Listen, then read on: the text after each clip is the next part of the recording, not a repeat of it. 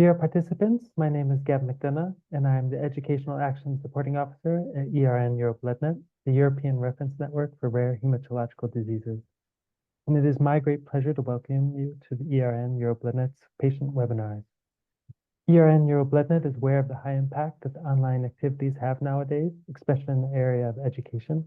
And the EuroBloodNet's patients webinar are led by experts in the field of rare hematological diseases and in terms of health professionals and patient representatives.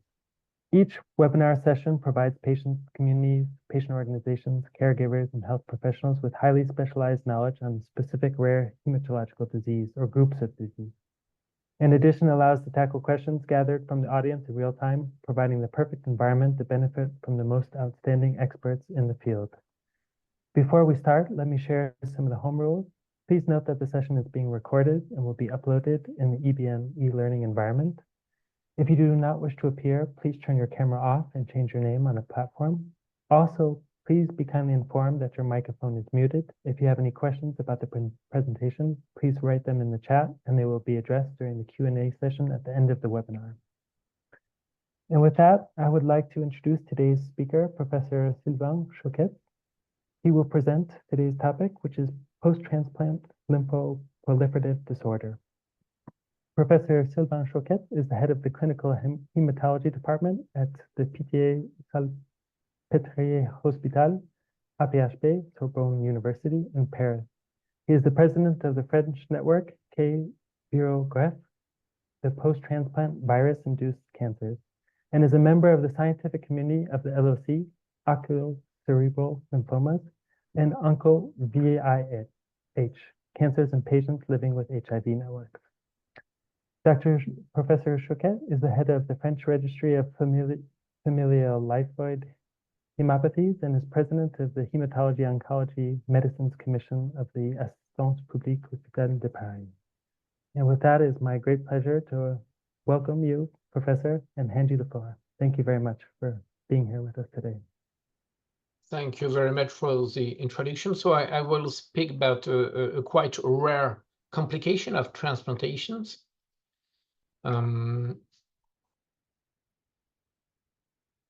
This is my disclosures, and we will move on different chapters. I will speak a bit about transplantation because it is a complication by definition of a transplantation of organ or stem cells.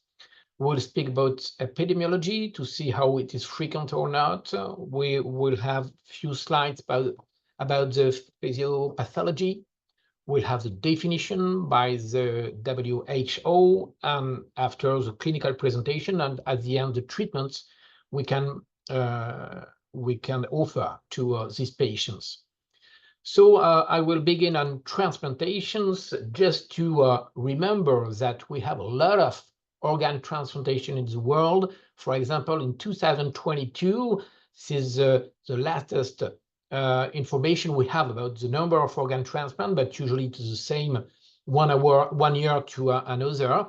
And so, as you can see, it is nearly 160,000 organ transplantation a year in the world, and the vast majority, 65%, are kidney, and after it is liver, heart, lung, and rarely a small bowel. In Europe, for the hematopoietic stem cell transplantations, it is the curve in the blue. You see that since several years, several decades, the number of allogenic hematopoietic stem cell transplantation increased. Since few years, it is stabilized on even a small decrease, but we are about 12,000 allografts per year.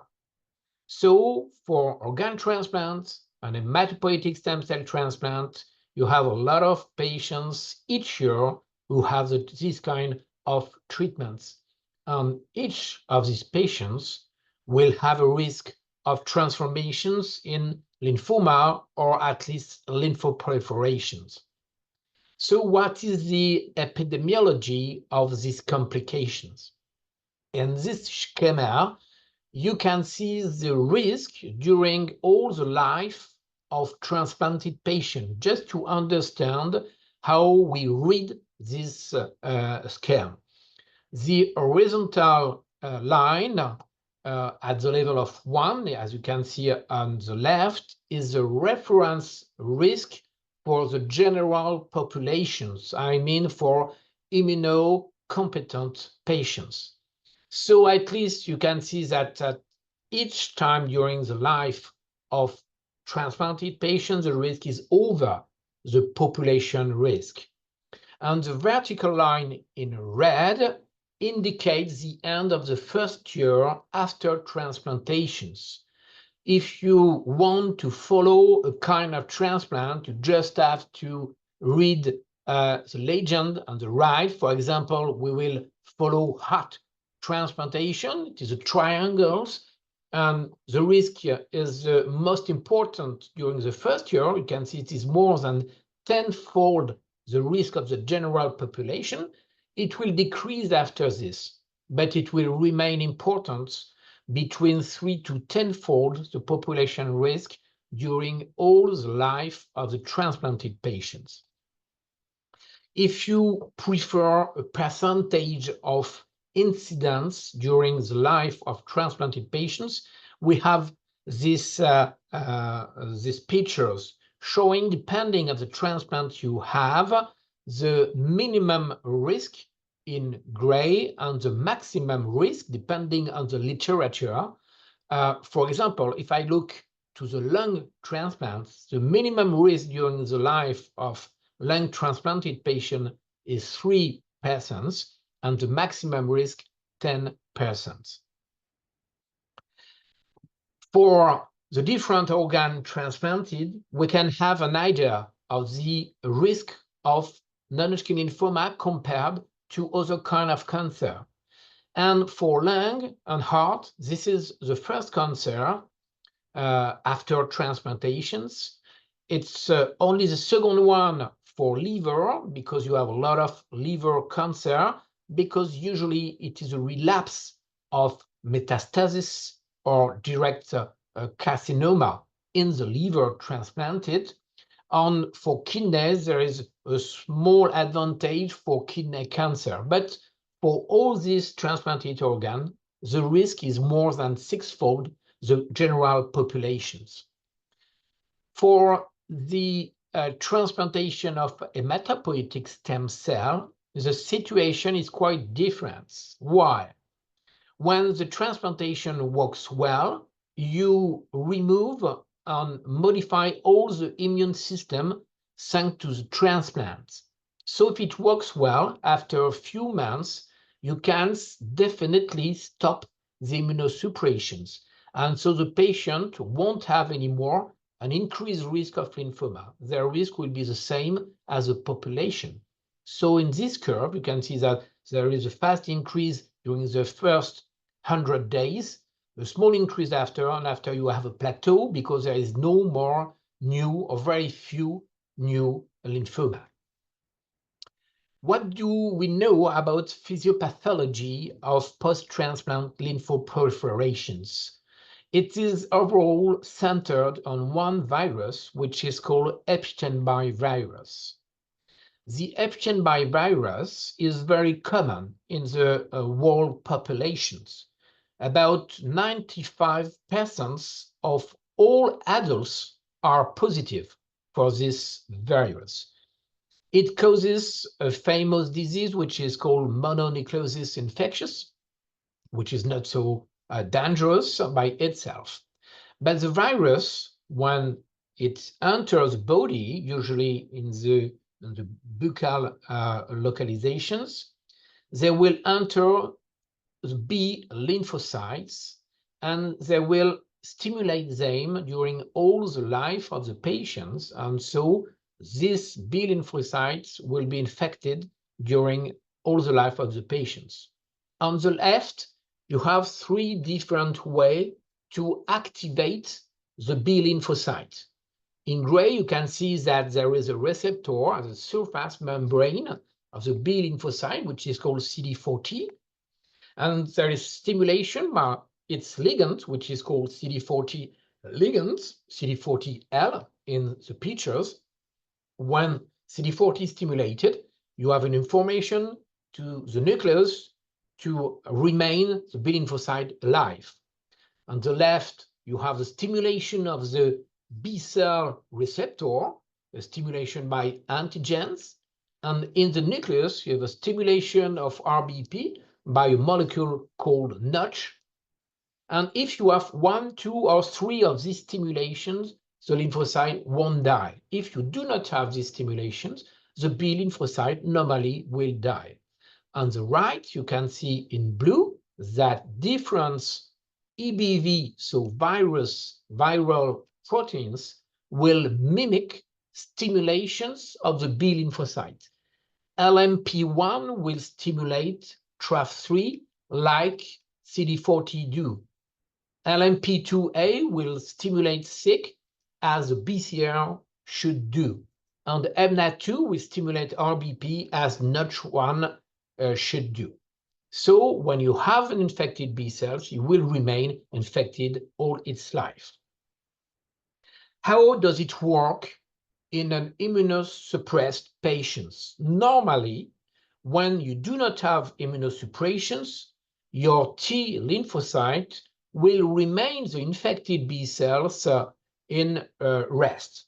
But if you have a T immunosuppression, and this is the case with immunosuppressive drugs for transplants, so to avoid the rejection of the organ or of the stem cells, in this situation, the T cells does not work anymore in a good fashions.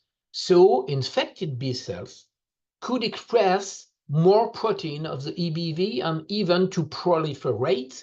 And in this case, they can have some mutations inducing a lymphoproliferation. If you improve the T cell function, you can decrease the EBV proliferations. The next chapter is a definition of post-transplant lymphoproliferations. In hematology and in cancer specialty too, the WHO, the World Health Organizations, will regularly make new classifications. The last one has been made in December 2022. And in this classification, the last one, there is some modification of the previous one.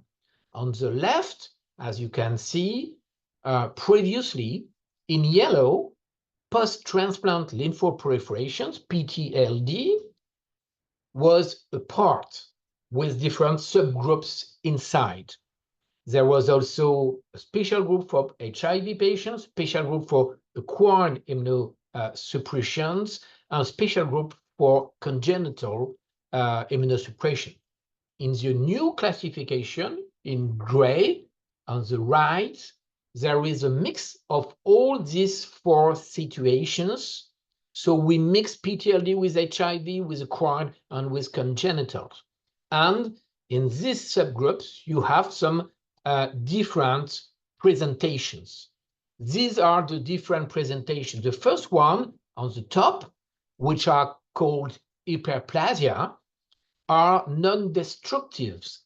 It means that when you look with a microscope to the biopsy, you still see the normal structure. Here you can see some cycles. These are the follicles. They are bigger than usually, but non-destroyed.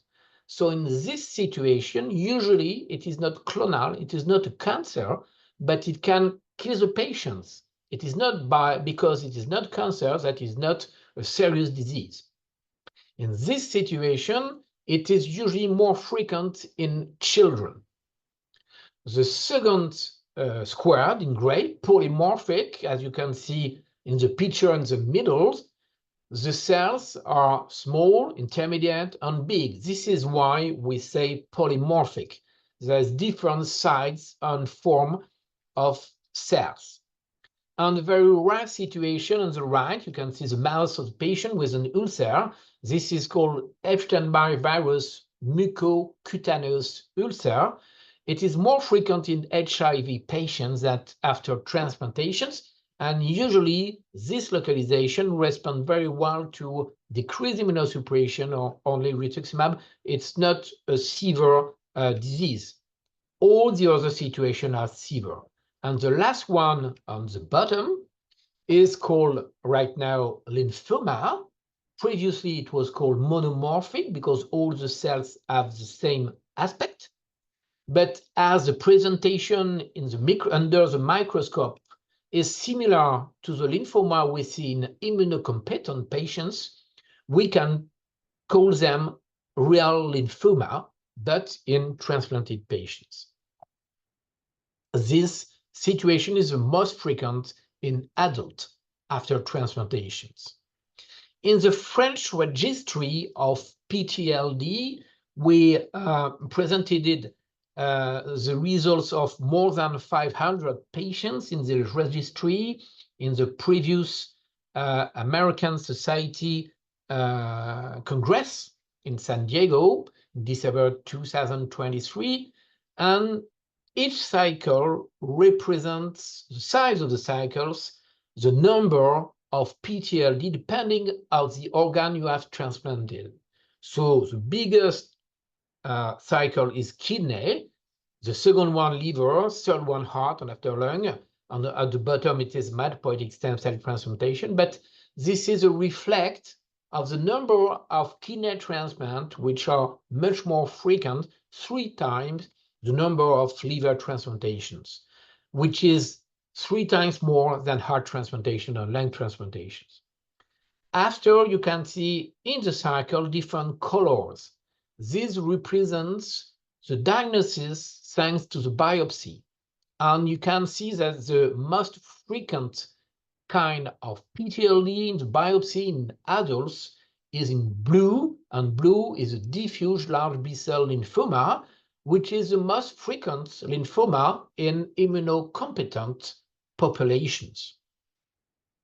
Inside the cycles, you have some gray triangles. This represents the amounts of EBV positive PTLD. And in general, you can see that 50% of all adult PTLD are linked to the Epstein-Barr virus. This is important because at the end, we will see that we have specific treatments for EBV positive PTLD. For the specific central nervous system PTLD, we will see that it is not so rare after transplantations. The situation is quite different. There is much more kidneys than the other, like in systemic localization, I mean outside central nervous system. But there is 2 main differences. The first one is the vast majority of lymphoma are diffuse large B-cell lymphoma. It was around 50% we have seen previously. It is around 80% here. And the second very important point is inside the cycles, you can see that nearly all central nervous system PTLD are linked to the Epstein-Barr virus. This is very important for the treatments. What is the clinical presentations of PTLD? It is quite different between adults and children. In adults, in blue, this is the localization we have seen in our registry, but usually it is what we have seen in the literature until now. In red, this is the percentage of presentation in immunocompetent patients, so in the general population. So you can make a difference, a comparison. We have a vast majority of extranodal disease. Extranodal means not in the nodes. Usually, lymphoma develop in the nodes. Here, the majority are not in the nodes. The second fact is that 1/4 of these patients of this PTLD are localized in the digestive tract. And this can lead, for example, in some cases, to perforations when you treat this patient, or even spontaneously, because it is localized to the stomach or to the bowel. 20% of PTLD, so 1/5, 1 to 5, is localized in the central nervous system. So it's frequent after transplantation, but only 1% in the general population in immunocompetent patients. And sometimes, mostly in children, the transplanted organ is the localization of the proliferations. For example, in the kidney, after transplantation of kidney, in the liver, after the transplantation of a liver. For the children, the presentation is quite different. There is much more general symptoms. We call general symptoms the fever, the loss of weight, and the sweats. It's rarer in the adults. Localization in the graft is more frequent. Localization in the tonsils is very frequent, and usually it is a mononucleosis because children usually are EBV negative at the moment of transplantation, and they will receive, thanks to the transplant, they will receive the virus, or they will be in contact with the virus during their normal life. There is more localization in nodes than in adults, and the central nervous system localization is rare in children. What is the treatment nowadays? And as we will see, we had a very good improvement in these propositions and possibility to treat these patients. First of all, because half of these patients will have EBV-induced lymphoproliferations, we could sometimes treat the virus proliferations before the development of the PTLD. There is different situations for the treatments before the biopsy. We call prophylaxis a treatment we will give to all patients. This does not exist right now for organ or hematopoietic stem cell transplantations. Empirical treatments will be a treatment for all subfamily or all kind of transplant. For example, we decide to treat all pulmonary transplantation with a specific treatment. This is not right now the case. There is a treatment, ongoing treatment in France using rituximab before kidney transplant. This is a kind of empirical treatment. And we will focus here on the preemptive treatments. What is a preemptive treatment? It is a treatment you will give to a patient before the development of the lymphoma, but because we have an exam showing that this specific patient has a very high risk of development of PTLD. And this exam for transplantation is the EBV viral load. So the amount of EBV DNA in the blood, which is a very good reflect of the risk of development of EBV positive PTLD. You can see here that the line on the left is far below the line on the middles. And so in the left, it was a patient without PTLD. In the middle, patient with PTLD. And you can see that the EBV viral load is far more important, more than tenfold the amount we have in patients who won't have any PTLD. So in this situation, we have two ways to reduce the EBV viral load, so to reduce the risk of PTLD. The first one is to decrease the immunosuppressions, so the T lymphocyte will have a better activity against the EBV. And the second way is to use a monoclonal antibody, which is called rituximab. Rituximab is the first monoclonal antibody allowed in the world. It was more than 15 years ago, and it is still used in lymphoma. It is directed against a marker, which is called CD20, which is only in the surface of B cells. So when we use rituximab, you will destroy these B cells. But as you probably know, if you have well understood what I told you in the previous slides, the Epstein-Barr virus is inside B cells, B lymphocytes. So if you decrease the amount of, you kill some B lymphocyte, you will decrease the amount of EBV in the organism. There is some studies which are showed that this attitude to decrease immunosuppression and eventually to add rituximab when the EBV viral load is increased could be effective to avoid the development of PTLD. On the left, it is a publication made after liver transplantations. In blue, you have the incidence of PTLD in patients without modification of the immunosuppression when you have a high EBV viral load. And in red, when they decided to treat high EBV viral load, you can see that the prevalence of PTLD is far less important than in the historical control. On the right, we did quite the same thing in our hospital after heart transplantations. And we began several years ago to follow every time you see the patients after the transplant, they do an EBV viral load. And if this load increases, we decrease the immunosuppression. And if it does not work, we add one injection of rituximab.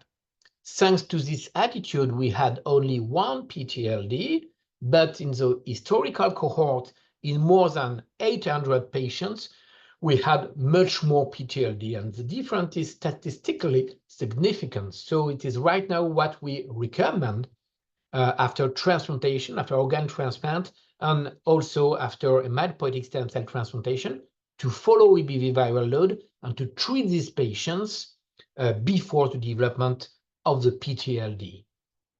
But when you have a true PTLD, you didn't have the opportunity to have a preemptive treatments. So what can we propose to these patients? We must imagine and understand the situation differently than in immunocompetent patients, I mean in the general population. In the general populations, you have a lymphoma, use chemotherapy and anti-CD20 antibody, I mean rituximab. But here in PTLD, you can have a second level of actions, which is the improvement of T efficiency, T cell efficiency. How can you do this? You just have to decrease the immunosuppression. So we ask the transplant unit if they are able to reduce these immunosuppressions, and thanks to the increase of T cells activity, you can destroy the PTLD or at least to help the new treatments.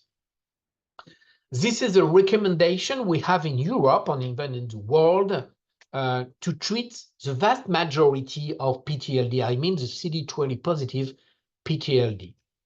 The first step is to avoid the chemotherapy and use only the rituximab that we have called before. It is monoclonal antibody, so there is very, very few side effects. Even if the patient is very bad condition, you can use rituximab. This is a huge advantage. Thanks to this treatment without chemo, you will be able to induce complete response in 20 to 33% of patients. If it is the case, you will follow the treatment on the right with only rituximab. So approximately 1/4 to 1/3 of all patients will be cured only with monoclonal antibody without chemotherapy. This is not feasible and not possible in the general population, for who we only use R-CHOP, which is our reference right now. In PTLD, if you do not have the complete response after rituximab, you will use at this moment R-CHOP, which is an association between the rituximab, the monoclonal antibody, and CHOP, the chemotherapy. But even here, we use only four cycles instead of 6 that we use normally in the general population. So with this schema of treatments, we will be less aggressive than in the general population, but the results are not so bad. As you can see here on the left, you can see that the curve of survival without any progressions is very good you have around 70% of patients who won't relapse. The overall survival of this patient will be the same as the other transplanted patients who did not have any PTLD. So these are the best results we have right now in the literature. On the right, you can see with these examples, on the left and on the top, you can see some dark localization in the body of the patients. On the bottom, you can see that there is very few tumors after only 4 injections of rituximab. On the right, after 4 more rituximab, the patient is still without any tumor after all treatments, several years after the treatments. So this is very effective. We can cure around 70% of all PTLD right now, thanks to this attitude. A special remark about central nervous system PTLD. They are special because R-CHOP does not work in this disease, and rituximab alone does not work. So the reference is to use chemotherapy using methotrexate, but normally methotrexate is contraindicated when there is a kidney insufficiency. But kidney insufficiency is very frequent after transplantation because of the treatment, the immunosuppressive drugs you use, like cyclosporine. And before, on the left, you can see that in blue, only 26% of patients could have a complete response after treatment because a lot of them couldn't have any methotrexate because of kidney insufficiency. But since several years, we just adapted the dose of methotrexate. For example, in a normal kidney function, use 3,000 milligrams per square meter by injections, and you can decrease until 100 milligrams per square meter in case of dialysis, for example, with very profound kidney insufficiency. And thanks to this attitude, we move from 26% of complete response to more than 90% of complete response. So it is a simple and complete revolutions of CNS PTLD treatment. In the bottom, you have an example of this very low amount of methotrexate in the patient with a dialysis. On the left, you can see the tumor in white, with the edema in dark gray. And on the right, you do not see anymore, only 1 month or 15 days after this small injection. So this is very effective. I told you that around 70% of patients will be cured by the treatment we have right now, but there is still 30% of patients who will have a relapse or who will be refractory to this first line. In this situation, you can use classical chemotherapy we use in the general populations, but it could be very aggressive with a lot of side effects. And there is 2 new options we have since several years. The first one is a conjugated antibody that we use in Hodgkin disease and some kind of T-cell lymphoma, which is called brentuximab vedotin. It is a monoclonal antibody directed against a marker which is called CD30, and CD30 is often expressed on PTLD lymphoma. So this monoclonal antibody will be conjugated with a chemo, which is called auristatin here. And so you can direct the auristatin directly in the pathological cells, but not outside. And the auristatin alone is dangerous for the body, but when it is only localized in the cells, in the malignant cells, it will work with very few side effects, and it could be very effective. So this treatment can cure some PTLD in case of relapse or if they are refractory. And the second huge modification we have in the treatment of PTLD since 2 years is the appearance in the market of a new treatment against refractory or relapsed EBV positive PTLD. So this will concern all the central nervous system PTLD, and half, 50% of the systemic PTLD, I mean PTLD outside the brain. Before this treatment, just to have an idea of the situation, on the left, this is the overall survival of patients in relapse refractory EBV positive PTLD after hematopoietic stem cell transplantations. And you can see that this median overall survival is less than 1 month. So this is very, very severe situations. On the right, it is just a bit more. The median overall survival is 4 months. So at this moment, we really needed a new treatment for this patient. And the principle is to do not use monoclonal antibody, neither chemotherapy, but living cells, and specifically T lymphocytes directed against Epstein-Barr virus. So we will build these cells and make them proliferate from healthy donor.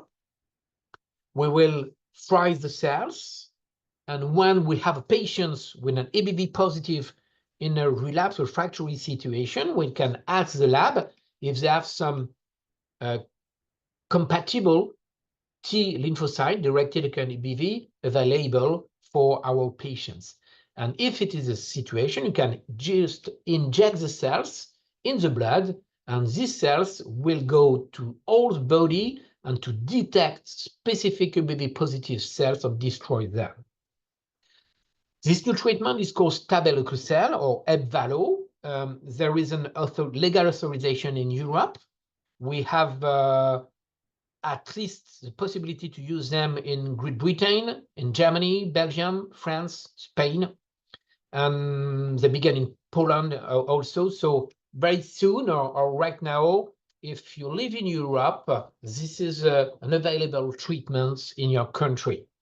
The principles is to take some blood from an healthy donor to separate their B cells from their T cells, and they will in the lab infect with an EBV, the B cells of the donor, just to express a lot of EBV antigens at the surface of these B cells. And after, they will come back to mix the T cells of the donor to the B cells of the donors. So you will have an important stimulation of these T cells from the cell's healthy donor with EBV antigens. And after different cycle of culture, at the end, you will have nearly only T cells directed against EBV and not directed against other kind of antigens. What are the results of this new treatment? First of all, for systemic localization, I mean outside the central nervous system. On the left, this is the preliminary results of the phase 3 study, which is called ALLEL. And you can see in blue that for all the population included in the study, the survival after 1 year is more than 60%, and for responders, it is around 90%. On the right, it is the same treatment, but in an expanded access program, I mean for patients who were not able to be included in the study, but they were also refractory or in relapse with an EBV positive PTLD. And you can see the same results, even in patients in bad conditions. For all patients at 1 year, more than 70% of patients are still alive. And for responder to this treatment is more than 90%. Just remember, it was 4 months before after solid organ transplantation and less than 1 month after hematopoietic stem cell transplantation. Which are the results for CNS lymphoma? We see the same results. This is really impressive because usually these patients after relapse will die very quickly. Here, thanks to tabelecleucel, and because nearly all the CNS PTLD are EBV positive, you can see that for all patients, 70% of them are still alive after 1 year, and more than 55% if they respond to the treatment. So this is really a new revolution for the way we have to treat these patients. So we are now at the end of this presentation, and the main home delivery message you should remember after this presentation are this one. PTLD are rare but severe disease. Because the transplantation are more and more made in Europe and in the world, and overall because thanks to the improvement of transplantation, the patient will live more than 10 years with a transplanted organ, the incidence of PTLD will increase. Just remember the preemptive treatment before the development of the PTLD. Right now, we have really improved the treatment with effective treatment in first line and even in relapse or refractory situations. I would like to acknowledge all the donors, because we cannot make any transplantations without donors. So please, if in your country you have to agree to give your organs, if you die, you should say yes. And if you are like in France, you just have to register if you do not want. Just do not do this, because you will give your more life to several patients, thanks to lung, heart, and kidneys. I would like also the Institut National du Cancer in France, which help our national registry, k-virogref, which is focalized on virus-induced post-transplant lymphoproliferations.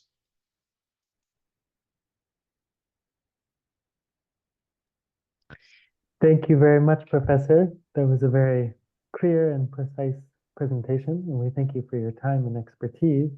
As mentioned earlier, this is an excellent chance to ask questions to the professor directly through the chat. And this is a great opportunity to do a question and answer session.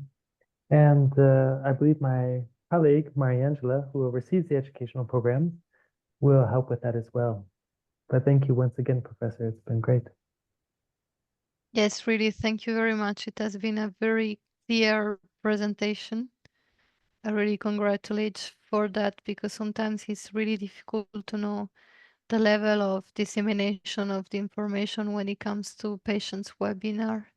It's never easy to know how to deliver the knowledge. So congratulations, really. That's the most ambitious part. So indeed, as Gavin was mentioning, if you want, you can write your question in the chat or raise your hand so we can unmute yourself.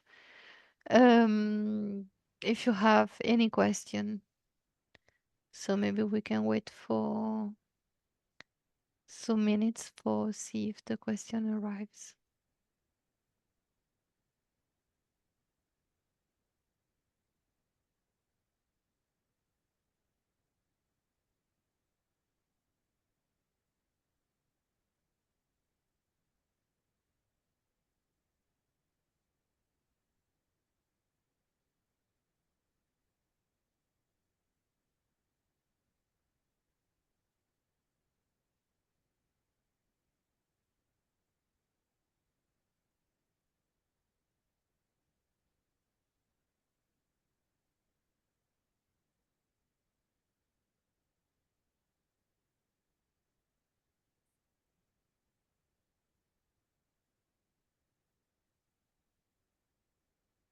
Okay, so I think that everything was very clear. So thank you very much, Professor Choquet, for having shared your time and expertise with us. Thank you so much. You're welcome. See you soon. Thank you. Bye-bye.